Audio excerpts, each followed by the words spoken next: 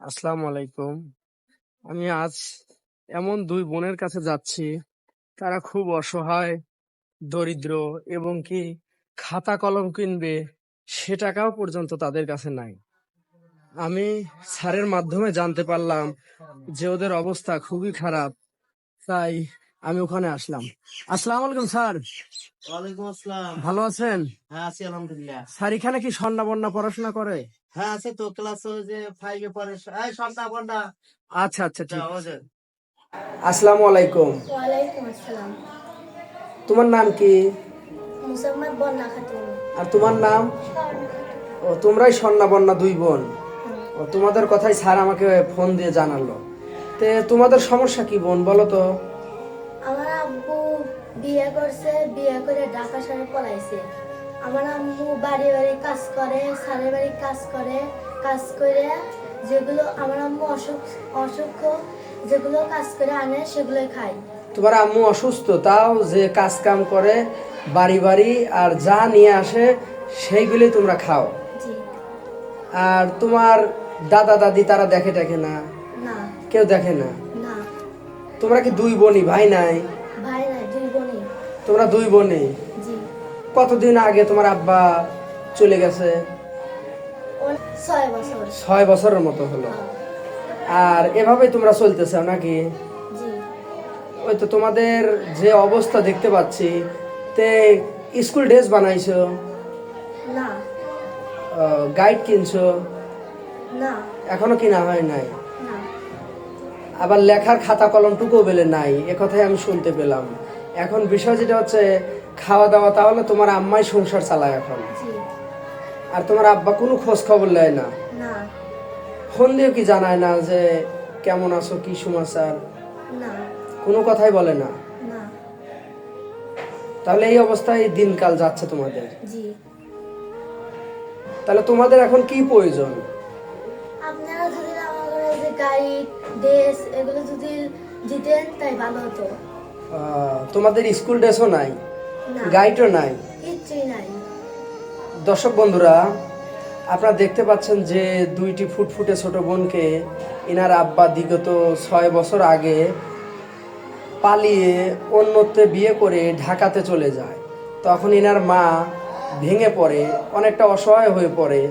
তখন তাদের ছোট ছোট দুই মেয়েকে রেখে তার বাবা চলে যাওয়ার পর তার মা বাড়ি বাড়ি কাজকর্ম করে এবং যা পায় সেটা দিয়েই তাদের সংসার চলে।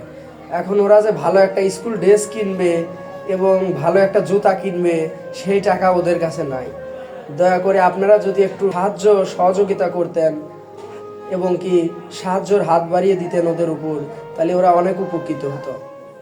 তো তোমার মা কখন কাজে যায় আর আসে কখন? 6টায় যায় আর রাত্রে আসে। আর সারাদিন তোমরা দুই বোনে?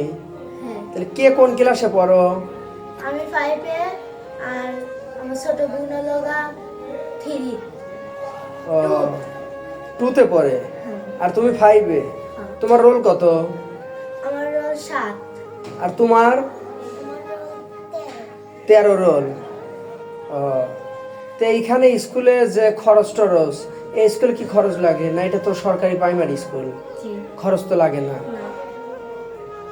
আর তোমাদের বাবা যে চলে গেছে তারপরে একবার আসেও নাই তোমাদের দেখতে টেকতে? একদিনও আসে না, যেদিন থেকে পলাইছে সেদিন থেকে আর কোনোদিনও আসে নাই। কোনোদিনও আসে নাই। আর কোনোদিনও আসে নাই, আর তোমরা এইভাবেই আসো।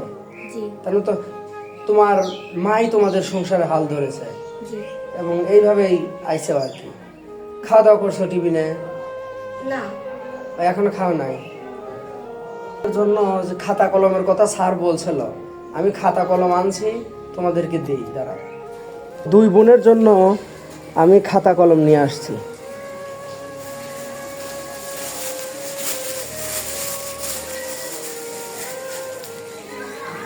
এখানে 2টা খাতা আছে, তোমার একটা, ছোট বোনের একটা।